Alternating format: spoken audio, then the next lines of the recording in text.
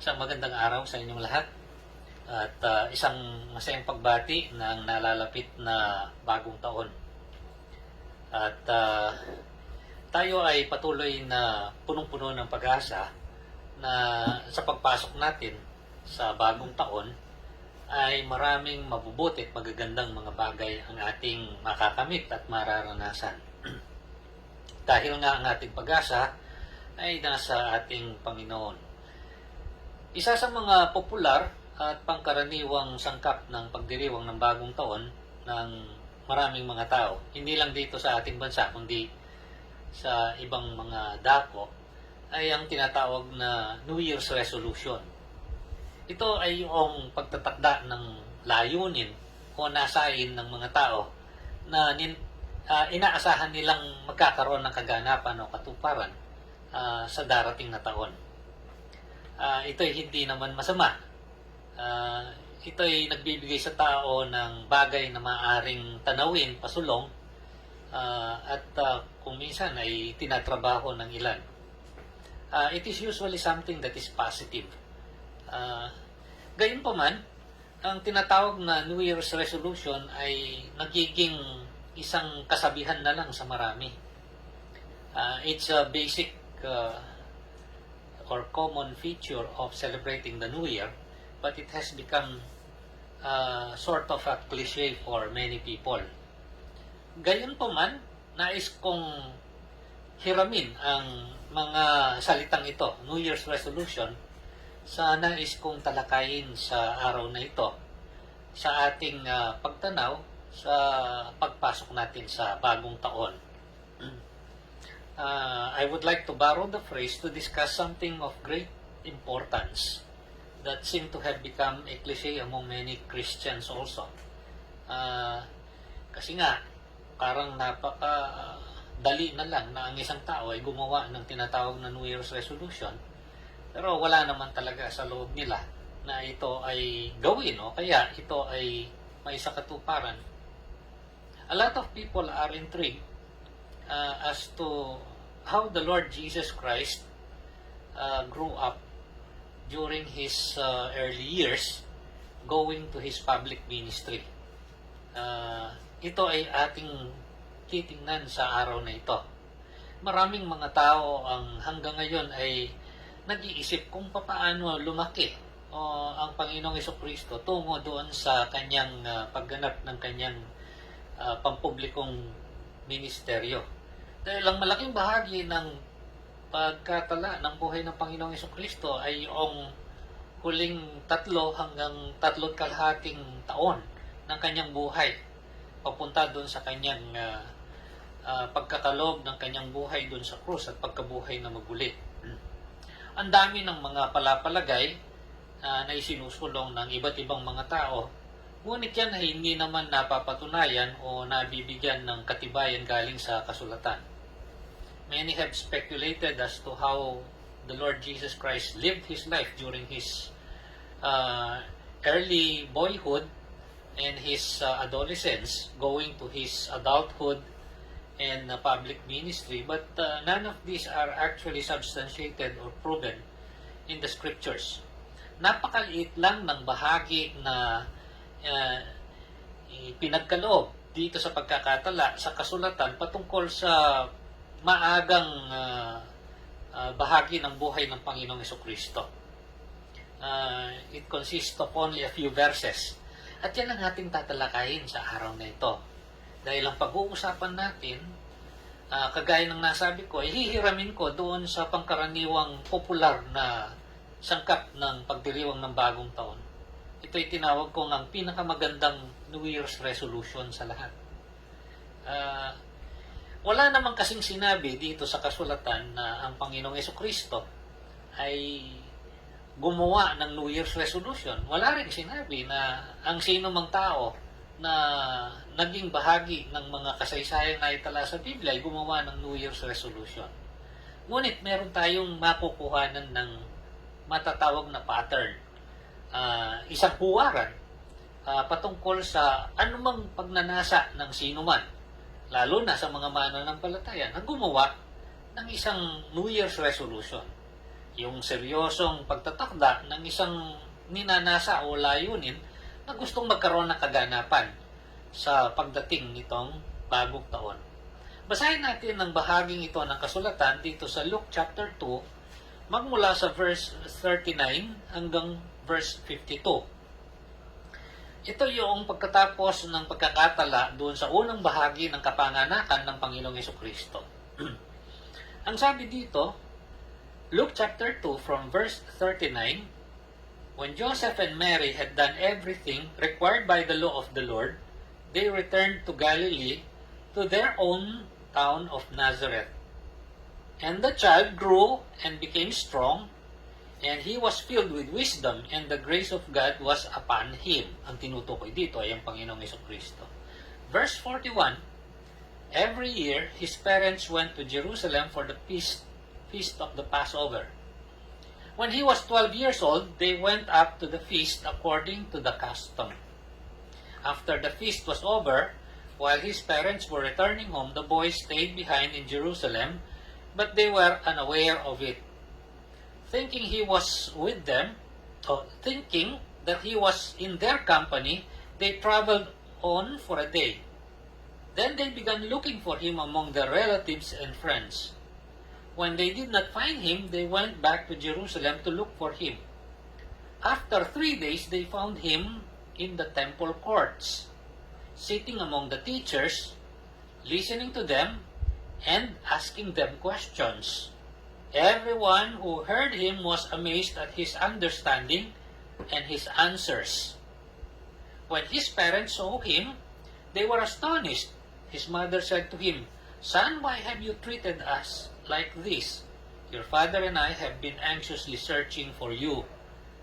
"Why were you searching for me?" he asked. "Didn't you know that I have to be in my father's house?" But they did not understand what he was saying to them. Then he went down to Nazareth with them and was obedient to them. But his mother treasured all these things in her heart. Verse 52, and Jesus grew in wisdom and stature and in favor with God and man. This is the last verse of chapter 2.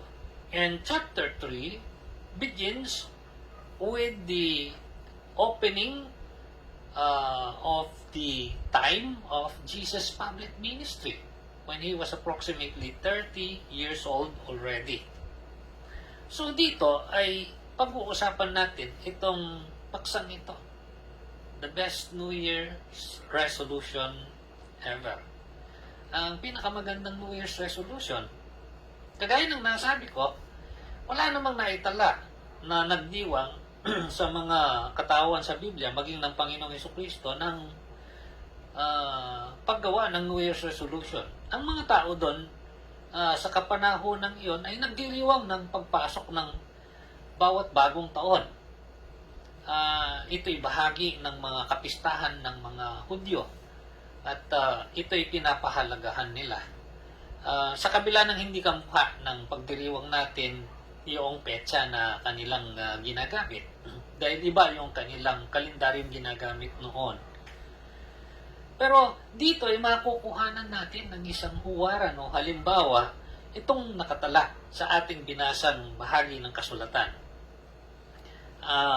Jesus will be the best model if we are ever to make what is so-called a New Year's resolution. If we are to make some kind of resolution for this coming year, even for the years ahead of us. Ano yung pattern na ito? What is this pattern?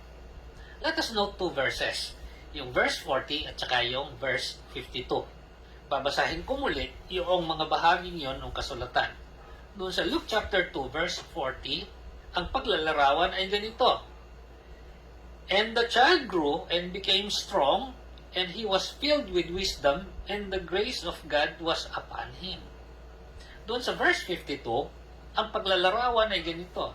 And Jesus grew in wisdom and stature and in favor with God and man.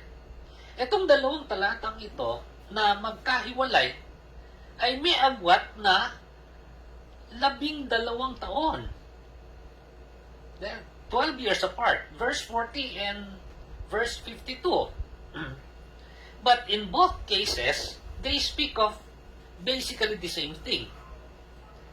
The description speaks of growth, ang pag-unlad o paglago. At ito ay nakaugnay doon sa dagdag ng sukat o dagdag ng kalidad o yung pagsulong galing sa isang punto o sitwasyon tungo sa mas higit pa na kalayuan. These are two verses that describes basically the same thing, and yet they are years apart. These are the only clear descriptions of Jesus' early childhood. Ito lang ang malinaw na nakatala sa kasulatan ng mga bahagi ng buhay ng Panginoong Jesucristo nung siya ay bata-bata pa. Yung verse 40, ito'y nangyari nung siya ay katatapos pa lang na may handog doon sa templo. If you will look at Luke chapter 2 in verse 21, it says here in that part of the scriptures, on the 8th day, when it was time to circumcise him, he was named Jesus, the name that the angel had given him before he had been conceived. At yun yung panahon na dinala siya sa templo upang siya ihandog at gampanan ni Jose at ni Maria yung mga seremonya na hinihingi ng kautusan para sa kanilang paglilinis sa pinagdaanang kapanganakan ng Panginoong Jesucristo. At yun yung sinabi nga sa verse 39, when Jesus and Mary had done everything required by the law of the Lord, they returned to Galilee on their own town of Nazareth. At ito yung paglalarawan kung anong nangyari sa mga sumunod na panahon. And the child grew and became strong and was filled with wisdom, and the grace of God was upon him. Pagkatapos, kung papansinin natin, doon sa verse 42, ang sabi naman, when he was 12 years old, they went up to the feast according to the custom. So, nagkaroon na ng pagbabago ng eksena o ng mga itinatala na sinasabi nga, taon-taon, si Jose at si Maria bilang mga mabubuting mga Hudyo ay dumadalo sa mga kapistahan na ginaganap doon sa Jerusalem, lalo na yung Pasko. At ang sabi dito sa verse 42, isinama nila ang Panginoong Jesucristo nung siya ay 12 taong gulang. At ito nga ang pagkakatala nung nangyari nung sila ay pumunta sa Jerusalem when Jesus Christ was 12 years old. At yun yung pagtatapos nito kabanatang ito nung sinabi na pagkatapos ng pangyayaring yon, ang sabi dito, verse 51, and then he went down to Nazareth with them and was obedient to them, referring to Jesus Christ, of course. But his mother treasured all these things in her heart. And Jesus grew in wisdom and stature and in favor with God and man. Ito ngayon ang ating pag-uusapan. It's all about Jesus Christ growing up. Ito'y patungkol sa pag-unlad o paglago ng Panginoong Jesucristo. Nung siya ay isang sanggol pa lang tungo sa kanyang pagiging pagbibinata, at nung siya ay 12 taon tungo doon sa kanyang pagiging isang ganap na tinatawag na nasa wastong edad na kanyang ginawa na o pinasimulan ang kanyang pampublikong ministeryo o paglilingkod.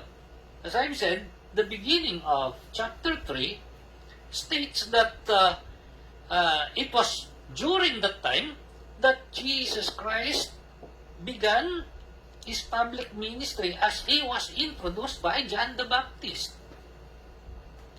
Ano ang paglalarawan dito na tinatawag kong the best New Year's resolution ever? Okay. Ang sabi dito, and Jesus grew in wisdom and stature and in favor with God and man. this is the best New Year's resolution ever. That we may grow up as Jesus grew up. Na tayo'y umunlad. Na tayo'y sumagana. Kagaya ng pagunlad at pagsagana ng Panginoong Jesucristo, hindi lang ng minsanan, kundi ng tuloy-tuloy. Taon-taon, ito ay nagaganap. Habang nadadagdagan ang taon ng kanyang edad, nadadagdagan ang pagsulong o pagunlad ng kanyang pagkatao sa apat na bahagi o sangkap nito. Ano ito? In wisdom, first. Second, in stature. Third, in favor with God. Fourth, and with man. This coming year and the years after, may we, like Jesus, continue to grow in all these areas of life. No matter how old we are now, no matter at what level we are, ito yung napakahalaga na gusto kong ibahagi. Sa pagpasok natin sa bagong taon, ay tanawin natin na ito ay isang pagkakataon na madagdagan ang sukat ng pagunlad ng bawat isa sa atin sa apat na aspeto o sangkap ng pagkatao. Sa karunungan, sa pangangatawan, sa kaugnayan sa Diyos at sa kaugnayan sa kapwa-tao. May this not become a cliche. Huwag sana na ito ay maging isang parang kasabihan na lang, isang lumang sinasabi na hindi naman nagkakaroon ng tunay na bisa. May this become a reality, a continuing reality.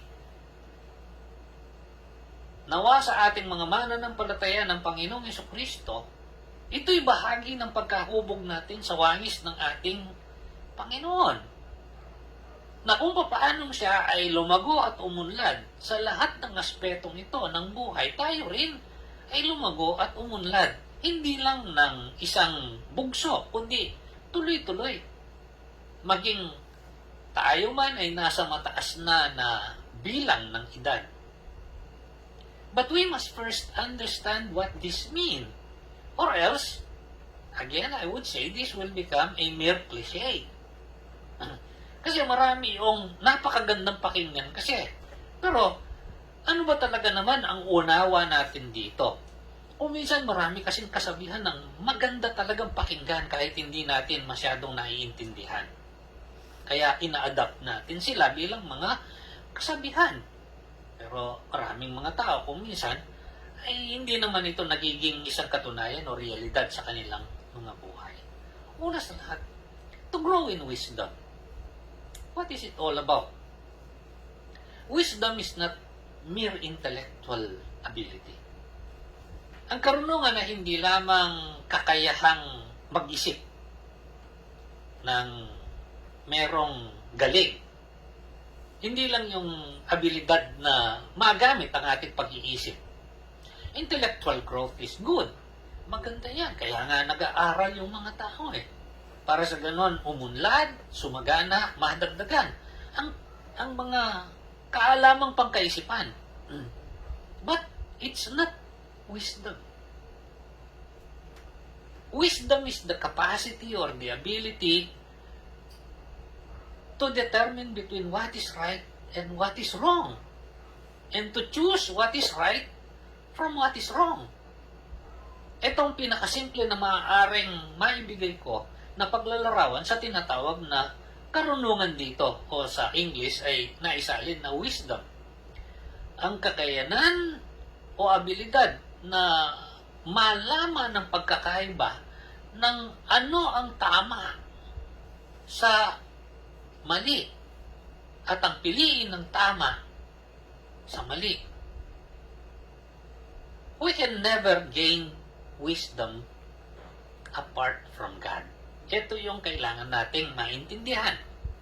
Marami ang nagnanasa ng karunungan na ito, pero kailanman na hindi magiging katunayan o realidad ito na hiwalay sa Diyos.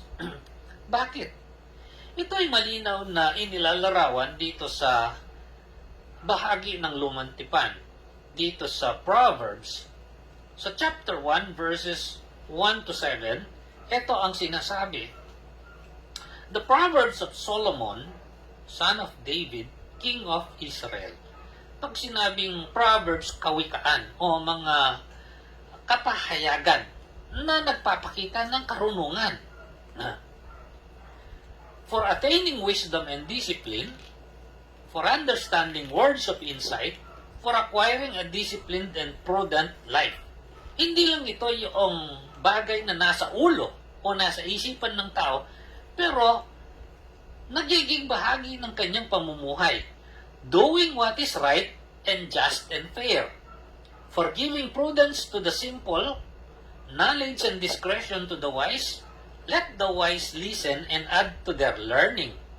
Yung marunong o may karunungan ay nakikinig at nadadagdagan pa ang kanilang karunungan. And let the discerning get guidance. For understanding proverbs and parables and sayings and riddles of the wise. Ito yung importante sa verse 7. The fear of the Lord is the beginning of knowledge, but fools despise wisdom and discipline. Sa isang mas matandang salin, yung King James Version, the fear of the Lord is the beginning of wisdom. Ito yung New International Version. Pero dito ay makukuha din ang ganoong kahulugan dahil ito'y inihalin tulad doon sa mangmang. Ito yung sinabi dito. The fear of the Lord is the beginning of wisdom because it is contrasted with what it is to be a fool. Uulitin ko, the fear of the Lord is the beginning of knowledge, but fools despise wisdom and discipline. What does it mean to fear the Lord? Ang iba ay nagkakaroon ng maling pananaw na para bagang ang Diyos ay nakakatakot, na para bagang isang marahas o isang napakalupit na Diyos. Hindi yun ang ibig sabihin dito. The fear of the Lord is recognizing who God is and respecting Him for who He is. Ang ibig sabihin ng banal na pagkatakot sa Diyos ay yung kinikilala kung sino siya bilang Diyos. At iginagalang siya o tinatanaw na napakataas sa kanyang pagiging Diyos. Why? Because apart from God, apart from recognizing Him and respecting Him, man stands alone and makes his own standards. Ang taong hindi kumikilala sa Diyos, walang pagkatakot sa Kanya, walang pagkilala at mataas na pagtingin sa Kanya, ay gagawa ng kanyang sariling pamantayan at panuntunan na magdadala sa Kanya sa peligro at maaaring sa kapahamakan. This is the natural tendency of man to make up his own standards that may lead to danger and even destruction. Ito'y makikita rin naman natin dito sa mga kawikaan, dito sa Proverbs chapter 14, ay sinabi ang mga ganito. Uumpisan ko dun sa verse 8 hanggang doon sa verse 12. Chapter 14, from verse 8, ang sabi, the wisdom of the prudent is to give thought to their ways, but the folly of fools is deception. Pinag-iisipang mabuti ng matalino yung kanyang mga kaparaanan. Fools mock at making amends for sin, but goodwill is found among the upright. Each heart knows its own bitterness, and no one else can share its joy. The house of the wicked will be destroyed, but the tent of the upright will flourish. Mapapansin ninyo, ang paghahambing ay patungkol sa taong merong pagpapahalaga sa katuwiran at pamumuhay ayon sa katuwiran at sa taong walang pakundangan, namumuhay sa kasalanan at paggawa ng kasamaan. Ang sabi doon sa verse 12, there is a way that seems right to a man, but in the end, it leads to death. Merong daan na tila baga ay tama para sa tao, ngunit ang dulo nito ay kapahamakan. There is a way that seems right to a man, but in the end, it leads to death. So man left on his own, he makes up his own standards and leads to danger and even destruction. So ang tinutukoy na karunungan dito ay nagmumula sa pagkakaroon ng pagkatakot sa Diyos. Ang ibig sabihin, sa pamamagitan ng pagkilala kung sino ang Diyos at mataas na pagtingin sa Kanya. Intelligence is not wisdom, but wisdom makes proper use of intelligence. Ang kaalamang pagkaisipan ay hindi karunungan. Hindi ito ang karunungan binabanggit dito. Pero yung karunungan ay ginagamit yung kaalamang pagkaisipan. Bakit? Dahil yung kaalamang pagkaisipan ay galing din naman sa Diyos. Intelligence is from God. Remember, when God created the first man, He said, let us make man in our image. Ginawa ron ng Diyos ang tao ng katangiang hawig sa kanyang katangian. Ang kakayanan na mag-isip, ang kakayanan na gamitin ang kanyang isipan. That's part of being created in God's image, the ability to think, to use one's intellect. Kaya nga kung titingnan natin yung pagkakatala nun dito sa Genesis, chapter 1, from verse 26 to 27, etong sinasabi, bago lalangin ng Diyos ang tao, then God said, let us make man in our image, in our likeness, and let them rule over the fish of the sea, and the birds of the air, over the livestock, over all the earth, and over all the creatures that move along the ground. Pagkatapos sinabi ng Diyos, gawin natin ng tao sa ating wangis at hayaan siyang mamuno. Paano makakapamuno? Paano makakagawa ang tao kung hindi niya gagamitin ang kanyang isipan? So, ang pagkalalang ng tao sa wangis ng Diyos kasama yung kakayanan na mag-isip at gamitin ang kanyang isipan. But as I've said, intelligence by itself is not wisdom. The fear of the Lord is the beginning of wisdom. Recognizing who God is and respecting Him for who He is. Now, let us go back to the account of the growth of the Lord Jesus Christ. How did Jesus grow in wisdom? Makakatulong sa atin itong paano ba umunlad sa karunungan ng Panginoong Jesucristo. Siyempre kapag sinabi natin siya ang ating huwaran at tayo kailangang lumago at umunlad sa karunungan, kailangan makita natin paano naman siyang lumago at umunlad sa karunungan. This short account can give us some help, some kind of an indication. Kasi ito'y nung 12 taong ang Panginoong Jesucristo, isinama ng kanyang mga magulang na si Jose at saka ni Maria sa pakikipagdiwang sa Pasko doon sa Jerusalem. At sa kanilang pag-uwi, dahil marami ang mga naglalakbay papunta doon na nakikibahagi doon sa mga kapistahan, kapag sila'y bumabalik, napakarami din nila. They come in groups, in families. At maaaring inakala ng mga magulang na kasama yung ibang mga kakilala at mga kamag-anakan. Pero nung kanilang mapagwari na wala siya, bumalik sila. At pagkatapos ng 3 araw na paghahanap doon sa Jerusalem, tingnan natin kung ano yung pagkakatala dito sa chapter 2, dito sa verse 46 to verse 47.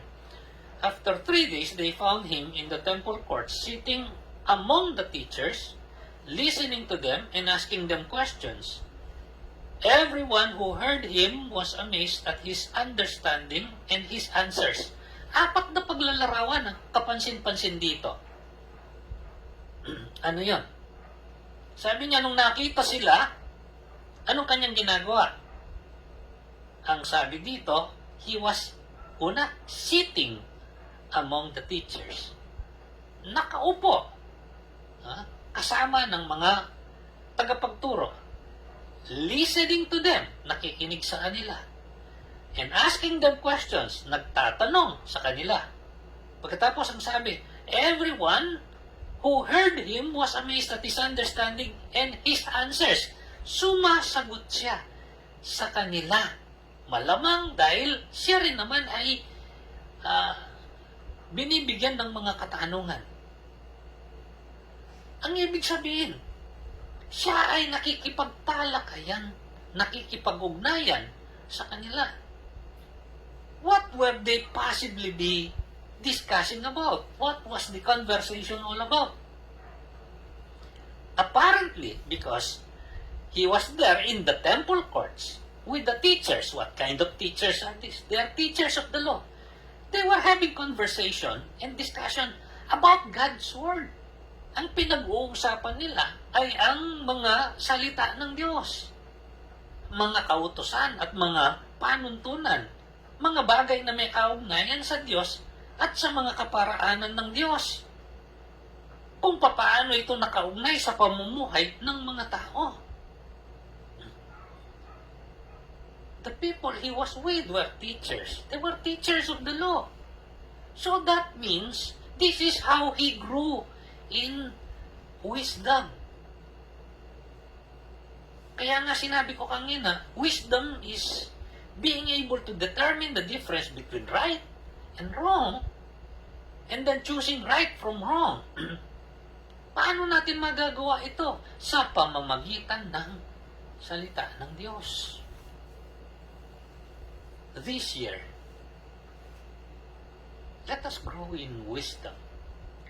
Let us get into the Word. And let us get the Word into us. Ito yung kailangan natin. Actually, hindi lang dapat sana pagbagong taon ito. Dapat likas na nasangkap ng buhay ng mga mananampalataya ng Panginoong Jesucristo ang bagay na ito. Dahil lang sinabi naman ng Panginoong Jesucristo na ang tao ay hindi mabubuhay sa tinapay lang, kundi sa bawat salitang namumutawi sa labi ng Diyos.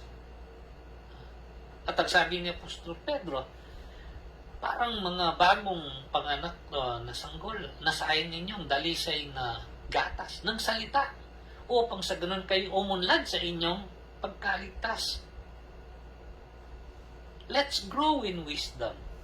Let's know what is right and what is true from the Word of God.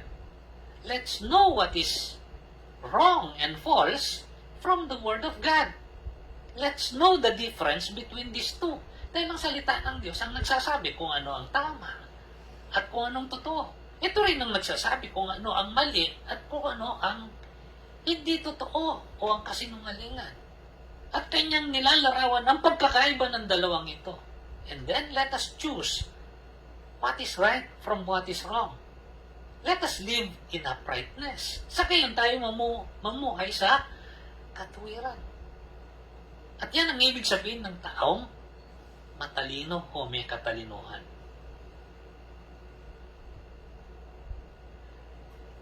The other aspect is to grow not only in wisdom but to grow in stature. Anong ibig sabihin ng stature? Pangangatawan. Usually we talk about stature in terms of height. Madalas, when we talk purely of physical things, yung stature ay tangkad. Pero ang tinutukoy dito ay hindi lang yung tangkad. Ang ibig sabihin, yung buong physical na pangangatawan. Stature is our physical body. What does it mean that Jesus grew in stature? O, siyempre, kamukha rin natin. Hindi lang yung physical na tumataas, na nadadagdagan ng timbang. Pero, malaki ang may tutulong sa atin nung sinabi dito sa verse 40. After being presented in the temple on the 8th day, ang sabi doon, and the child grew and became strong. He became strong. Siya ay lumago, umunlad, at siya ay naging malakas, ang sabi dito. Jesus kept himself healthy and strong. Magmula sa pagkabata hanggang doon sa kanyang pagdating sa edad na siya ay gumanap ng kanyang pampublikong paglilingkod, siya ay nanatiling malusog at malakas ang pangangatawan. Nakatulong sa kanya yung pagtatrabaho, siyempre. Siya ay naging katuwang ng kanyang ama na si Jose, na alam natin ay isang karpintero. At nung mawala na si Jose, ay siya na ang gumanap ng trabahong yon. At makikita natin ang katunayan nito nung magpasimula na siya ng kanyang pampublikong paglilingkod na gumugol ng 3 hanggang 3.5 taon. Isipin ninyo na sa loob ng tuloy-tuloy na panahong ito, siya ay naglibot sa iba't ibang mga dako. Sa Jerusalem, sa Samaria, sa Galilea, sa Perea, naglalakad, nangangaral, nagtuturo, gumagawa ng maraming mga himala. Had he not been strong and healthy, he would not have endured 3 to 3.5 years of this grueling travel and work. Araw-araw. Also remember that before he began his ministry work, he was subjected to testings. And he even endured 40 days of fasting before he was tempted. At siya ay nagtagumpay. Isipin ninyo na nabatan niya yung 40 araw ng pag-aayuno kung hindi napakalakas ng katawan ng Panginoong Jesucristo. At pagkatapos dito tinukso siya ng Diablo na kanya namang napagtagumpayan. Ito'y napakahalaga na ating bigyang pansin. Lalo na sa kapanahunan na maraming mga tao ang hindi na masyadong seryosong pinaglalagakan ng atensyon yung pagpapanatili sa kanilang mga kalusugan at kalakasan. Don't you know that our bodies belong to the Lord? Ito yung importanteng dapat nating isaisip. Na ang ating mga katawan ay hindi lang natin pagmimiyari, kundi pagmimiyari ng Diyos. Hinugis ng Diyos ang ating mga katawan. Kagaya ng kanyang ginawa kay Adan, upang maging angkop sa uri ng buhay na nilalayo niya para sa atin. God formed our physical bodies, as He did with Adam in the beginning, suitable for His purposes dahil merong mga layunin ng Diyos para sa bawat isa sa atin. Kaya kanyang hinubog at hinugis yung ating mga pangangatawan. Though we are born from earthly parents, it's God who created us. Kasi masasabi ng tao, ako naman ay pinanganak ng aking ina nang dahil sa kanilang pagsasama ng aking ama. Paano masasabing ang Diyos ang gumawa sa akin at ang Diyos ang nagmimiyari sa akin? Tingnan natin ang kapahayagan ni David dito sa isa sa mga awit dito sa Lumang Tipan. Psalm 139 speaks about this wonderful truth dito sa verse 13 hanggang verse 16. Psalm 139 from verse 13, it says, "For you created my inmost being, you knit me together in my mother's womb." Ito kapahayagan ni Haring David na kanyang inihandog sa Diyos. Ikaw ang lumalang ng kaloob-looban ng aking pagkatao, sabi niya. Ako'y parang tinahimo sa loob ng sinapupunan ng aking ina. Yes, we are products, practically speaking, of the human interaction of our parents. But we are created by God. I praise you because I am fearfully and wonderfully made. Your works are wonderful. I know that full well. My frame was not hidden from you when I was made in the secret place, when I was woven together in the depths of the earth. Your eyes saw my unformed body. All the days ordained for me were written in your book before one of them came to be. Tayo'y lalang ng Diyos. Tayo'y pagmemayari ng Diyos. Hindi natin pagmemayari ang ating mga sarili. At hindi lang yan. Tayong mga mananampalataya ng Panginoong Jesucristo, we Christians are owned not only because of our natural birth by God, because He is the one who formed us in our mother's womb, but we are owned by Him because we were redeemed by God through the Lord Jesus Christ.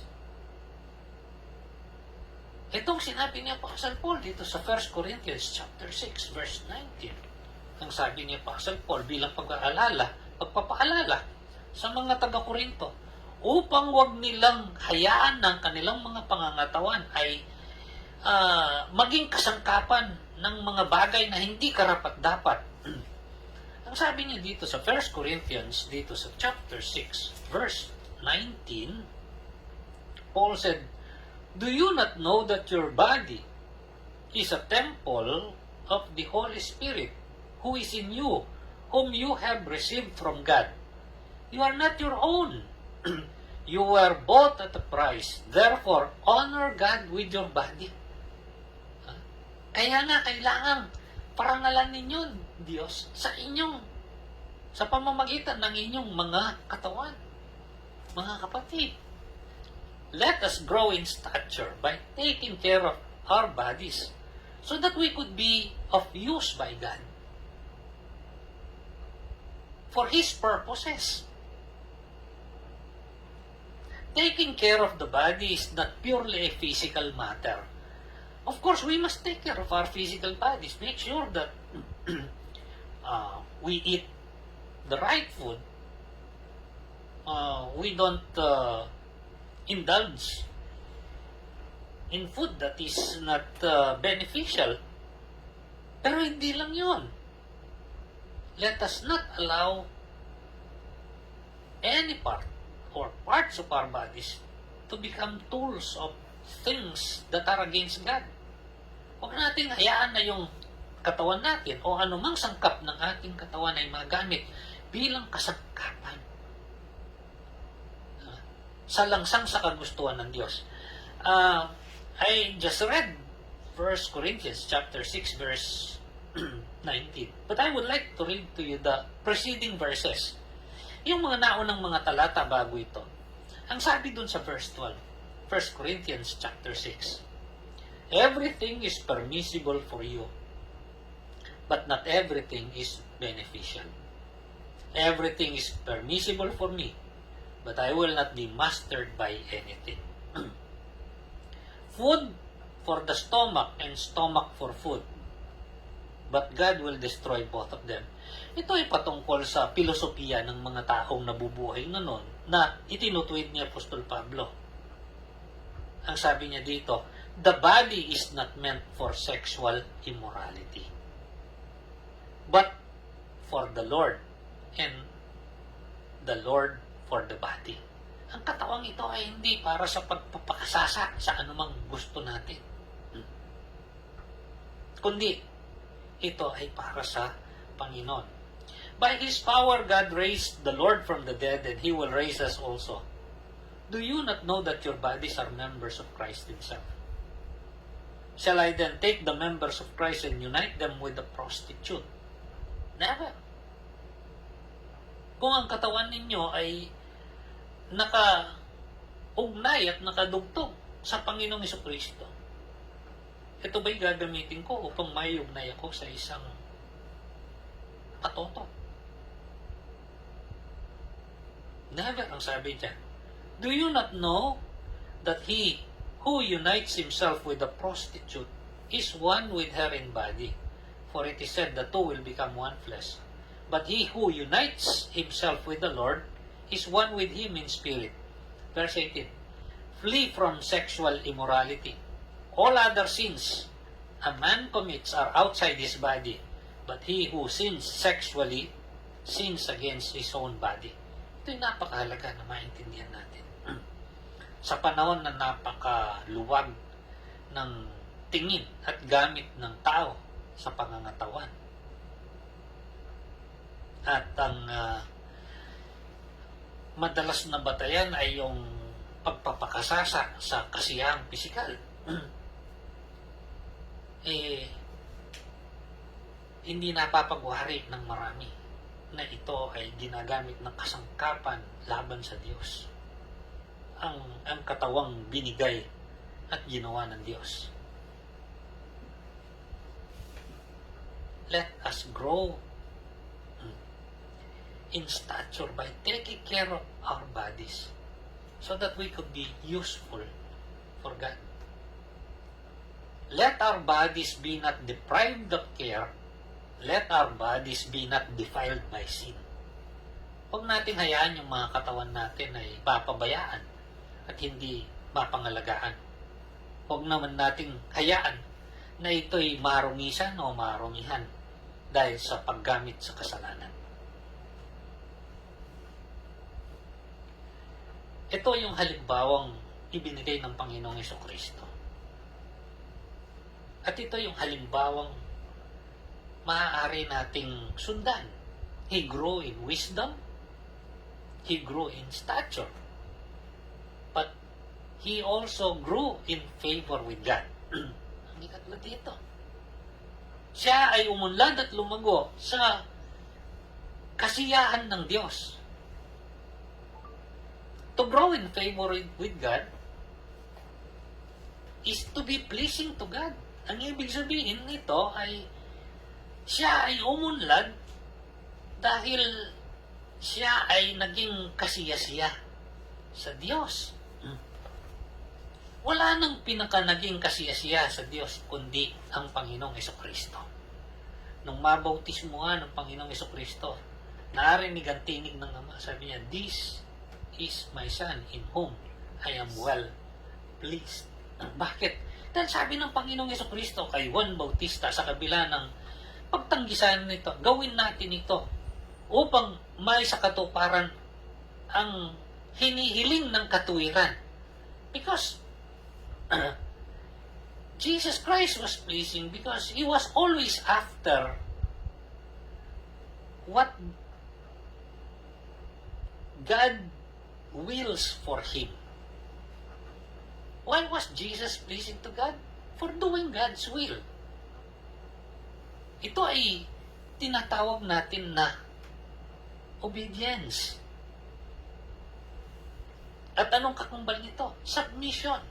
Pagpapasakop at pagiging masunurin. Ito ay ipinakita ng Panginoong Jesucristo maging sa kanyang kabataan. There is a demonstration of this even in that account which we just read in Luke chapter 2. Remember, the Lord Jesus Christ decided to be left in Jerusalem. Sabi niya, in-explain naman niya doon sa kanyang mga magulang. Sabi niya, "Don't you know that I should be in my Father's house?" He was telling them that he now understands, he's growing in wisdom, his greatest priority. And yet, anong sabi doon sa Luke chapter 2, doon sa verse 51? Ang sabi doon sa bahaging yon ng kasulatan, "Then he went down to Nazareth with them and was obedient to them." Ang ibig sabihin, siya ay sumama sa Nazareth sa kanyang mga magulang, si Jose at saka si Maria, at naging masunurin sa kanila. He submitted himself to them because they are his earthly parents, and he became obedient to them. Yun ang sinabi. Hindi is a display of what it means to be in favor with God. Submission and obedience. Submission and obedience to his earthly parents because of his submission and obedience to God.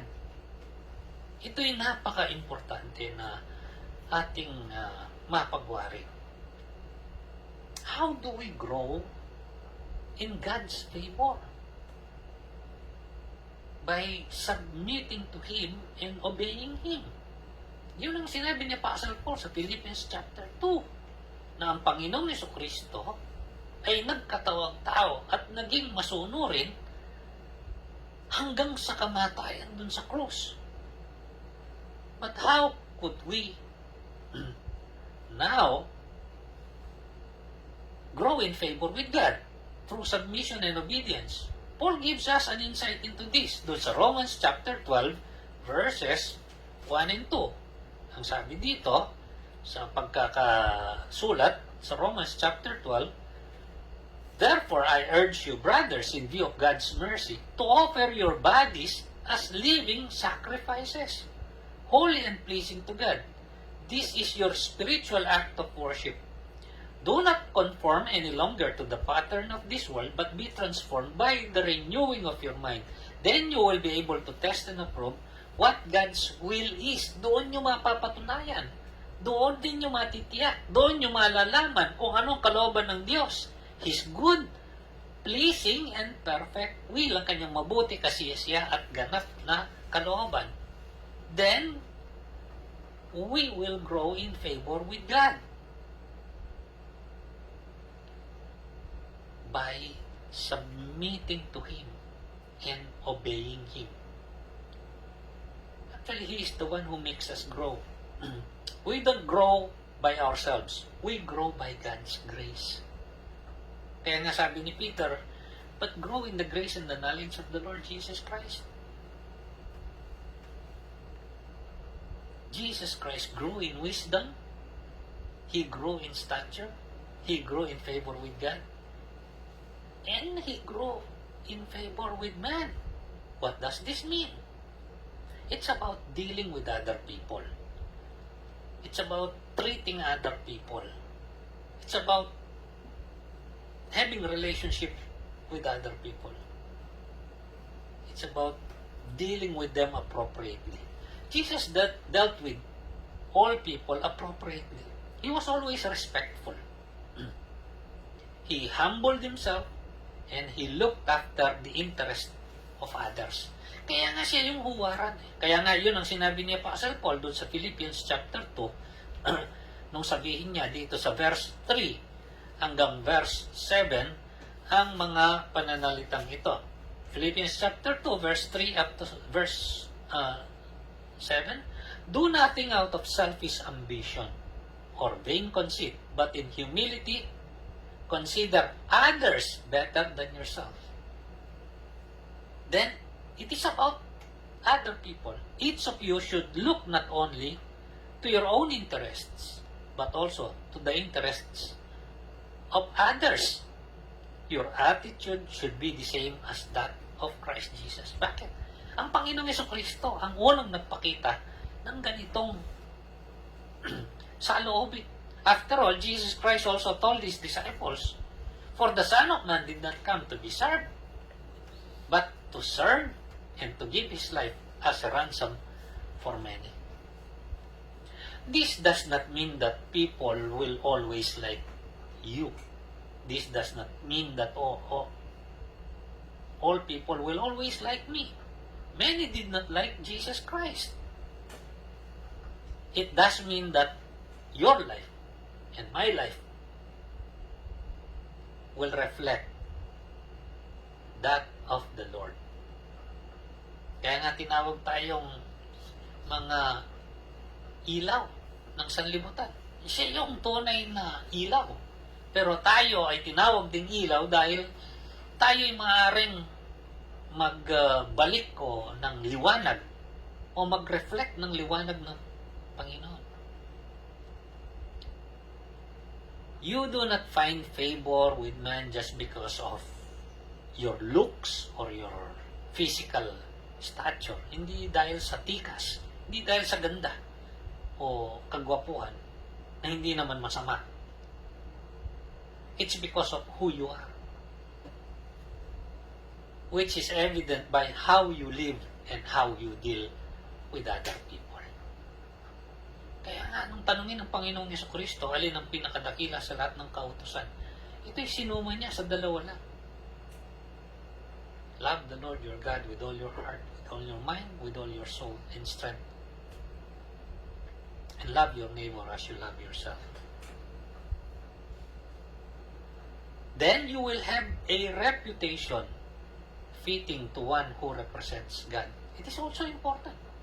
Kahit na doon sa sinabi na panuntunan ng pagpili ng mga tagapangasiwa at tagapanguna ng kapulungan, ay sinabi na napakahalaga na makitaan ng isang tao ng mga katangian na siyang magiging daan upang magkaroon siya ng reputasyon na katanggap-tanggap maging sa mga di mananampalataya. Itong sabi doon sa 1 Timothy chapter 3 from verse 1 up to verse 7, here is a trustworthy saying, if anyone sets his heart on being an overseer, he desires a noble task. Now the overseer must be above reproach. Hindi palaging nakikitaan ng puro kapintasan, ng mga gawang hindi kinatutuwa o kinasisiyan. The husband of but one wife, temperate, self-controlled, respectable, hospitable, able to teach, not given to drunkenness, not violent but gentle, not quarrelsome, not a lover of money. He must manage his own family well and see that his children obey him with proper respect. If anyone does not know how to manage his own family, how can he take care of God's church? He must not be a recent convert, or he may become conceited and fall under the same judgment as the devil. He must not be conceited. Hindi masyadong bilib sa sarili. Hindi mayabang. He must also have a good reputation with outsiders so that he will not fall into disgrace and into the devil's trap. This coming New Year, if ever you are going to make a New Year's resolution, may this be one of them. That we may grow as Jesus grew. That we may continue to grow if you're already in the process na magpatuloy ang pagunlad at paglago sa lahat ng aspetong ito, kagaya ng Panginoong Jesucristo.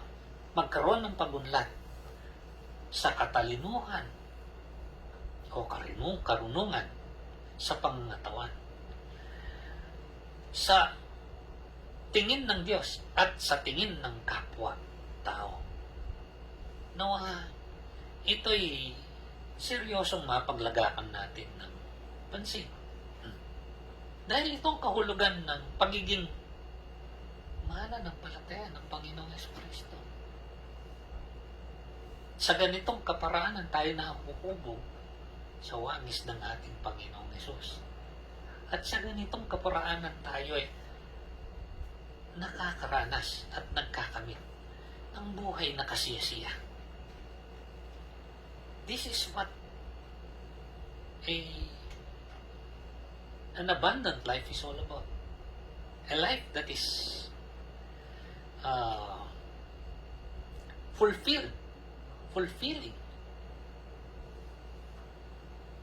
A life that is growing in wisdom, in stature, in favor with God, and with man. Nawa ang darating na bagong taon ay maging puno ng magaganda at mabubuting mga karanasan kasama ang ating dakilang Diyos at Panginoon. Isang masaya at masaganang bagong taon sa inyong lahat. Tayo ay magpasalamat sa ating Diyos. Dakilang Diyos, maraming salamat po sa iyong kabutihan at sa iyong katapatan. Kami ay itinawid mo sa isang buong taon. It's just a matter of hours before we enter a new year, O Lord. Thank you very much for your grace, for your goodness, for your kindness, for all the wonderful things you have done, for all what you have taught us, for keeping your promise, O God, for sustaining us. Salamat po, Panginoon. At sa aming pagpasok sa isang bagong taon, taglay namin ang pag-asa.